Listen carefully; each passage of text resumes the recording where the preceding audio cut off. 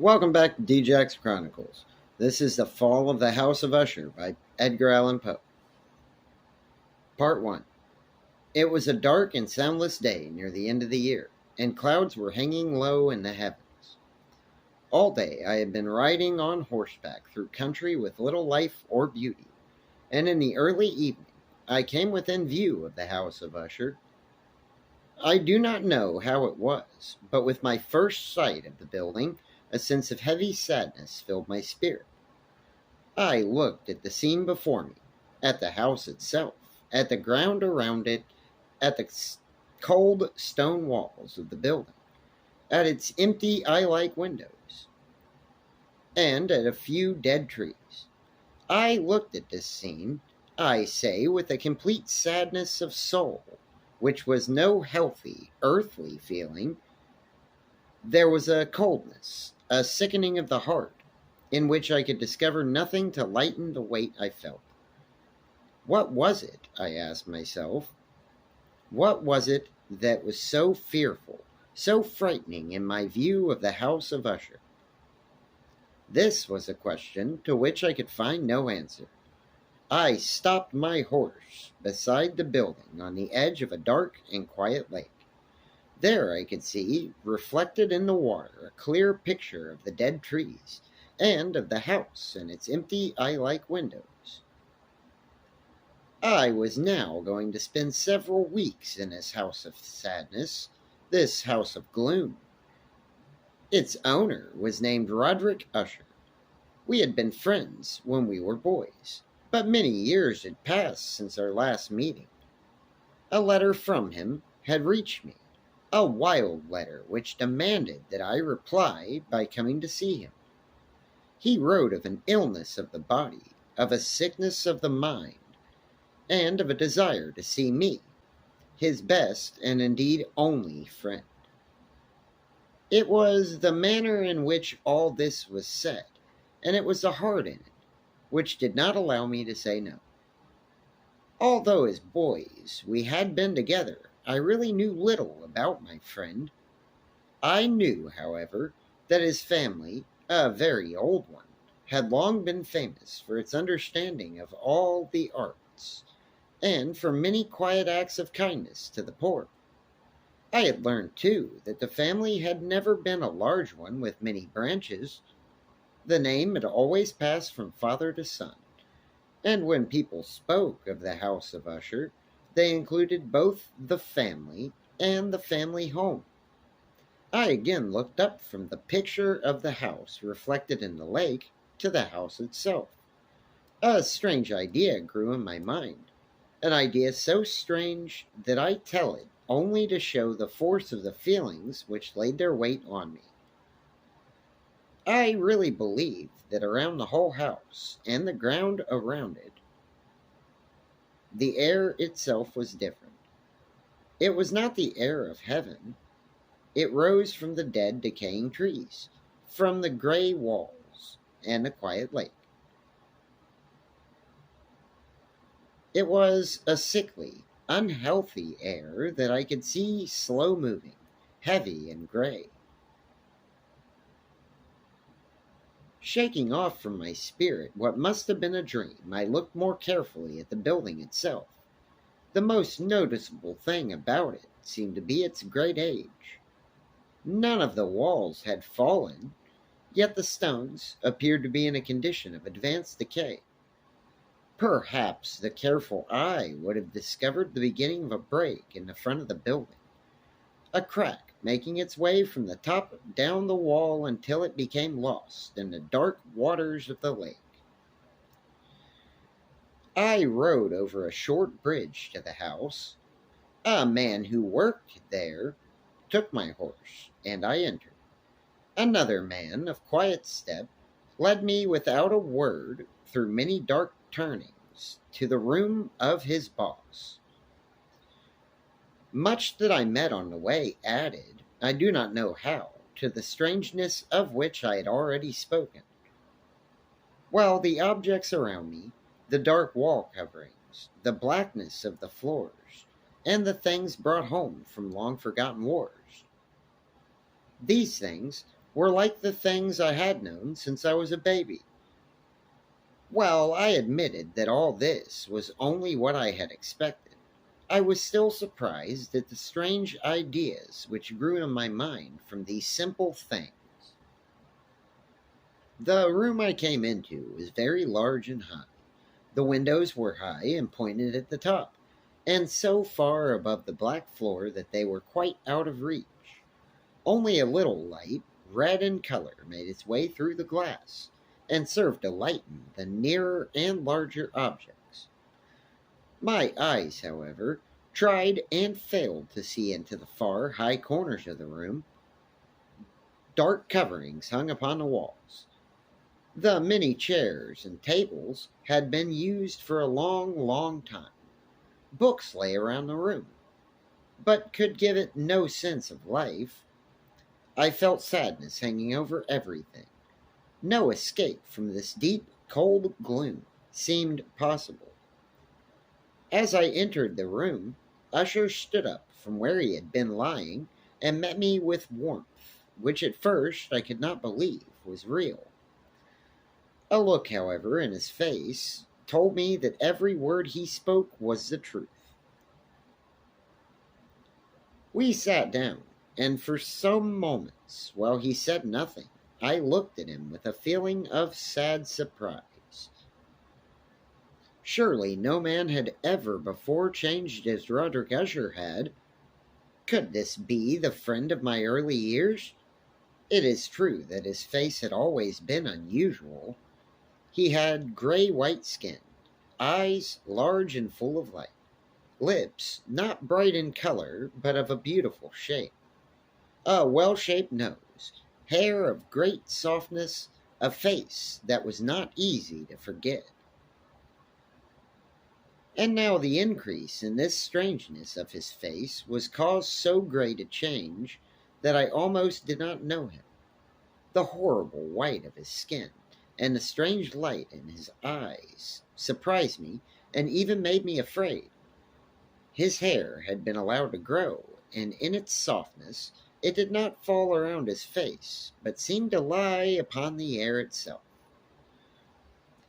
I could not even with an effort see in my friend the appearance of a simple human being.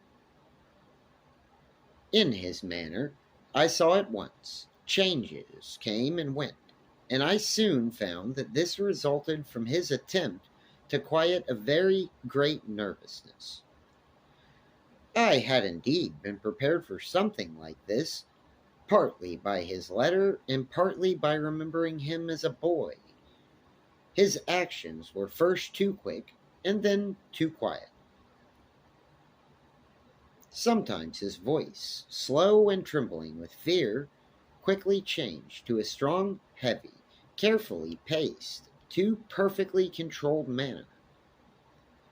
It was in this manner that he spoke of the purpose of my visit, of his desire to see me, and of the deep delight and strength he expected me to give him. He told me what he believed to be the nature of his illness. It was, he said, a family sickness, and one from which he could not hope to get better.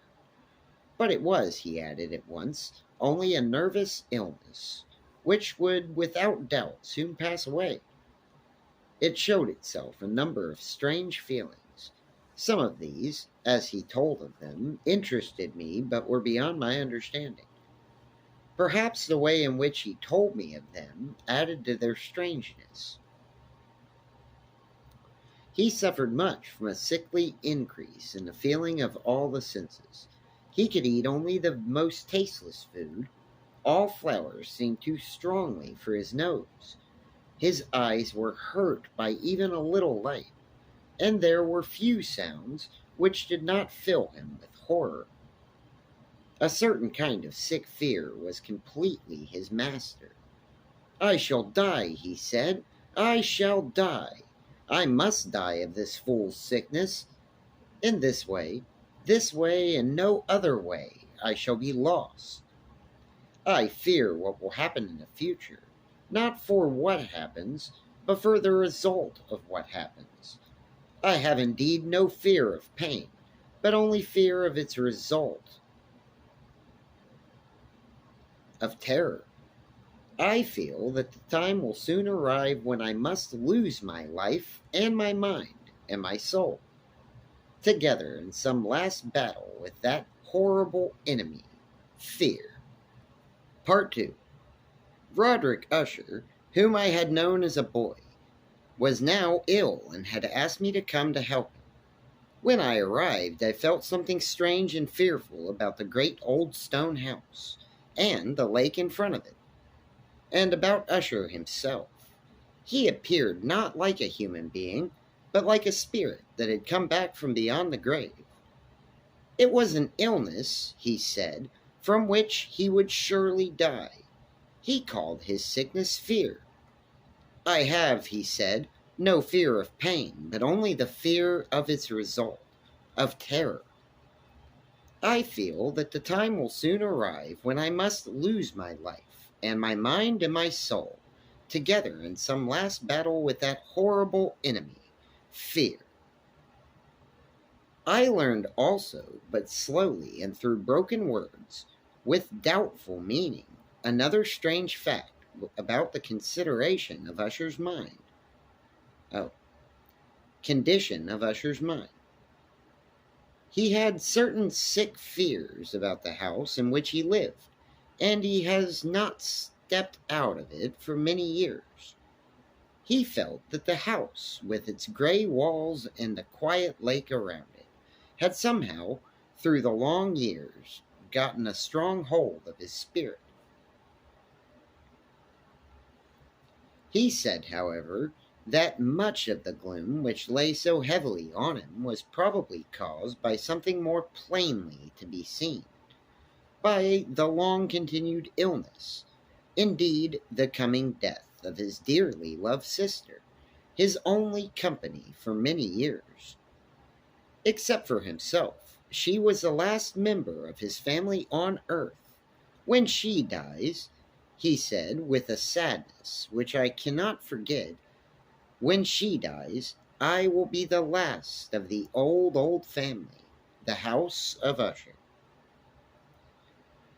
While he spoke, the Lady Madeline, for so she is called, passed slowly through a distant part of the room, and without seeing that I was there, went on. I looked at her with a complete and wondering surprise, and with some fear, and yet I found I could not explain to myself much or such feelings. My eyes followed her. When she came to a door, and it closed behind her, my eyes turned to the face of her brother. But he had put his face in his hands, and I could see only that the thin fingers through which his tears were flowing were whiter than ever before. The illness of the Lady Madeline had long been beyond the help of her doctors. She seemed to care about nothing.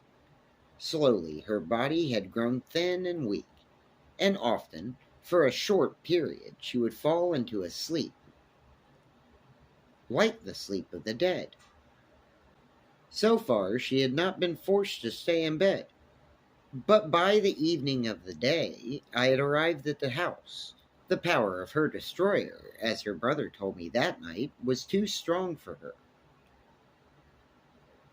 I learned that my one sight of her would probably be the last I would ever have. That the lady, at least while living, would be seen by me no more. For several days following, her name was not spoken by either Usher or myself, and during this period I was busy with efforts to lift my friend out of his sadness and gloom. We painted and read aloud, or listened, as if in a dream, to the wild music he played. And so, as a warmer and more loving friendship grew between us, I saw more clearly the uselessness of all attempts to bring happiness to a mind from which only darkness came, spreading upon all objects in the world its never-ending gloom. I shall always remember the hours I spent with the master of the house of Usher, Yet I would fail in any attempt to give an idea of the true character of the things we did together. There was a strange light over everything. The paintings which he had made me tremble, though I know not why. To tell of them is beyond the power of written words. If even a man painted an idea, that man was Roderick Usher. For me, at least, there came out of his pictures a sense of fear and wonder. One of these pictures may be told, although weakly in words. It showed the inside of a room where the dead might be placed, with the low walls white and plain. It seemed to be very deep under the earth. There was no door, no window, and no light or fire burned.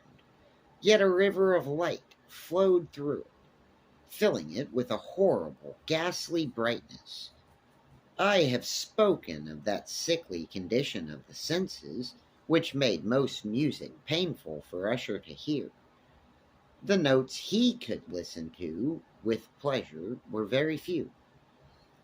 It was this fact, perhaps, that made the music he played so different from most music, but the wild beauty of his playing could not be explained.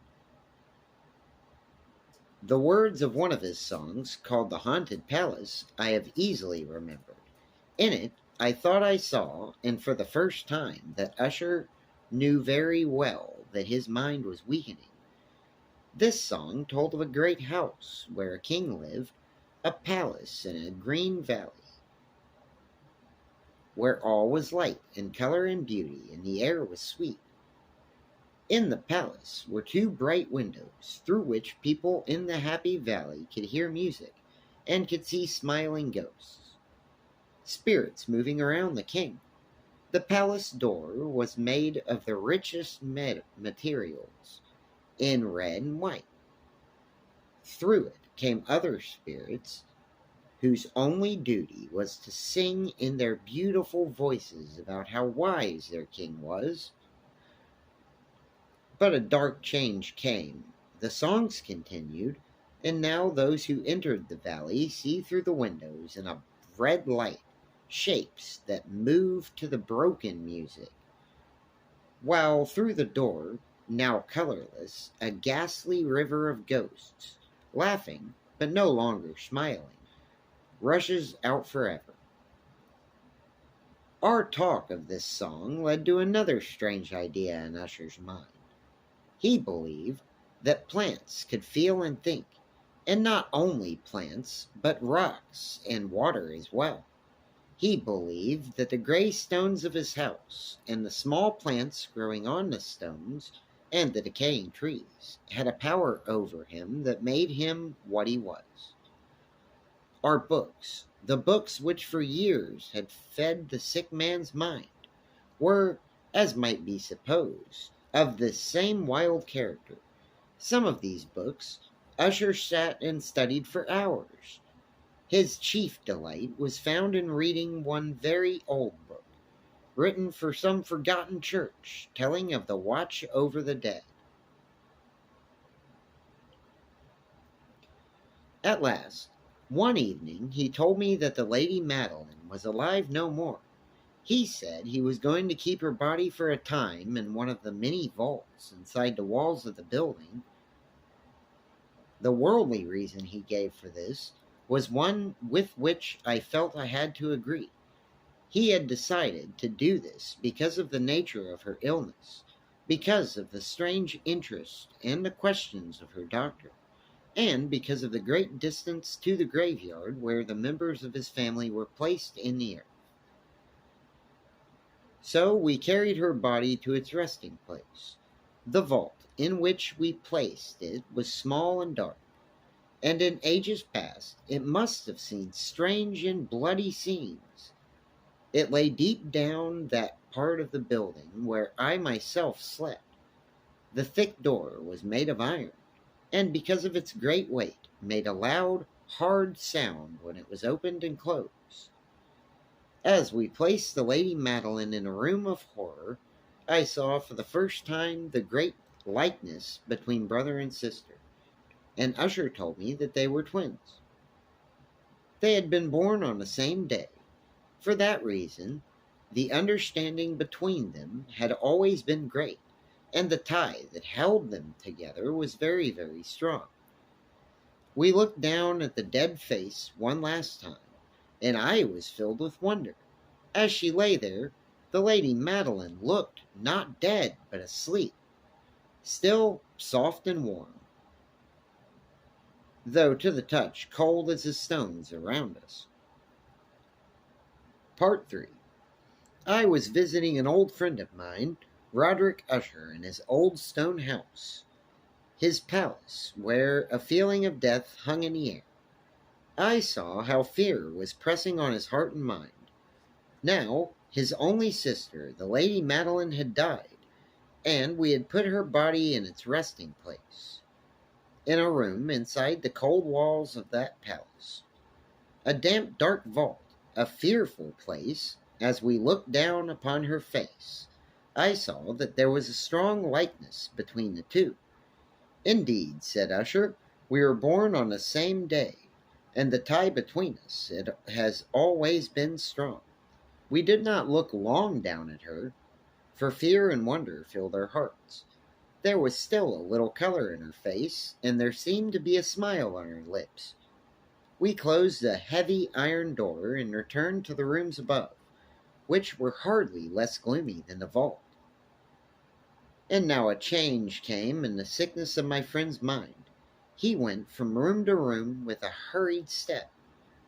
His face was, if possible, whiter and more ghastly than before, and the light in his eyes had gone. The trembling in his voice seemed to show the greatest fear. At times, he sat looking at nothing for hours, as if listening to some sound I could not hear. I felt his condition, slowly but certainly gaining power over me. I felt that his wild ideas were becoming fixed in my own mind. As I was going to bed late in the night of the 7th or 8th day after we placed the Lady Madeline within the vault, I experienced the full power of such feelings. Sleep did not come, while the hours passed. My mind fought against the nervousness.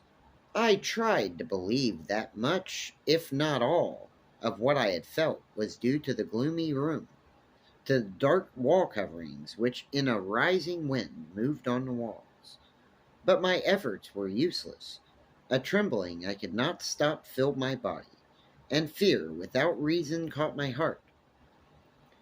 I sat up, looking into the darkness of the room, listening, I do not know why, to certain low sounds which came when the storm was quiet. A feeling of horror lay upon me like a heavy weight. I put on my clothes and began walking nervously about the room. I had been walking for a very short time when I heard a light step coming toward my door. I knew it was Usher. In a moment, I saw him at my door. As usual, very white, but there was a wild laugh in his eyes. Even so, I was glad to have his company. And have you not seen it? He said. He hurried to one of the windows and opened it to the storm. The force of the entering wind nearly lifted us from our feet. It was indeed a stormy but beautiful night, and wildly strange. The heavy, low-hanging clouds, which seemed to press down upon the house, flew from all directions against each other, always returning and never passing away in the distance. With their great thickness, they cut off all light from the moon and the stars, but we could see them because they were lighted from below by the air itself, which we could see, rising from the dark lake and from the stones of the house itself. You must not, you shall not look out at this, I said to Usher, as I led him from the window to a seat. This appearance which surprises you so has been seen in other places too. Perhaps the lake is the cause.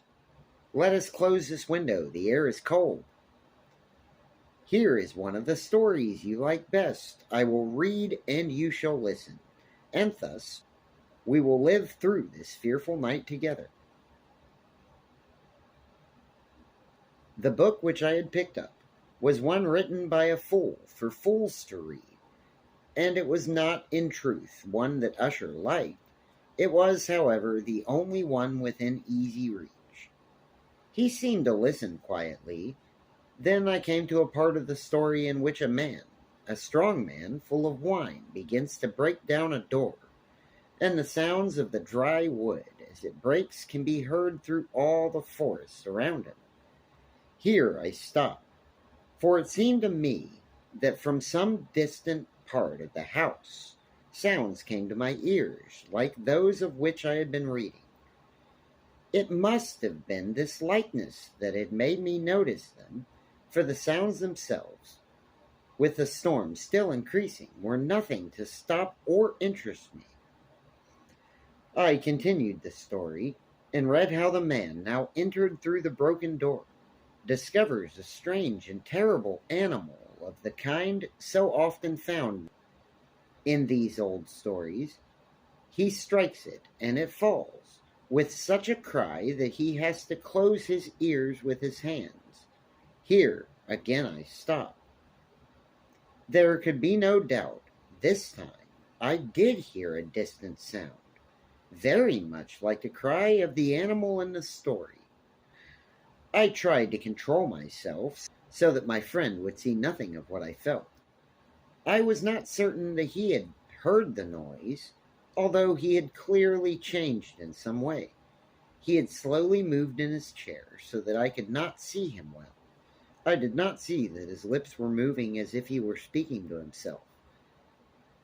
His head had dropped forward, but I knew he was not asleep, for his eyes were open and he was moving his body from side to side. I had began reading again, and quickly came to a part of the story where a heavy piece of iron falls on a stone floor with a ringing sound. These words had just passed my lips when I heard clearly, but from far away, a loud ringing sound, as if something of iron had indeed fallen heavily upon a stone floor, or as if an iron door had closed. I lost control of myself completely, and jumped up from my chair. Usher still sat, moving a little from side to side. His eyes were turned to the floor. I rushed to his chair. As I placed my hand on his shoulder, I felt that his whole body was trembling. A sickly smile touched his lips. He spoke in a low, quick, and nervous voice, as if he did not know I was there. "Yes," he said, "I heard it. Many minutes, many hours, many days have I heard it. But I did not dare to speak. We have put her living in the vault. Did I not say that my senses were too strong? I heard her first movements many days ago. Yet I did not dare to speak. And now, that story. But the sounds were hers. Oh, where shall I run? She's coming to ask why I put her there too soon. I hear her footsteps on the stairs. I hear the heavy beating of her heart." Here he jumped up and cried as if he were giving up his soul. "I tell you, she now stands at the door." The great door to which he was pointing now slowly opened. It was the work of the rushing wind, perhaps. But no, outside that door a shape did stand, the tall figure in its grave clothes of the Lady Madeline of Usher. There was blood upon her white dress, and the signs of her terrible efforts to escape were upon every part of her thin form. For a moment she remained trembling at the door. Then, with a low cry, she fell heavily in upon her brother in her pain, as she died at last. She carried him down with her, down to the floor. He too was dead, killed by his own fear. I rushed from the room, rushed from the house. I ran. The storm was around me in all its strength as I crossed the bridge. Suddenly, a wild light moved along the ground at my feet, and I turned to see where it had come from, for only the great house and its darkness were behind me. The light was that of the full moon, of a blood red moon, which was now shining through that break in the front wall. That crack which I thought I had seen when I first saw the place, then only a little crack, it now widened as I watched. A strong wind came rushing over me. The whole face of the moon appeared. I saw the great walls falling apart. There was a long and stormy shouting sound, and the deep black lake closed darkly over all that remained of the house of Usher. All right. Thank you so much for watching the video, and I hope I did an okay job at that. I'll see you next time I record. Bye. Please subscribe.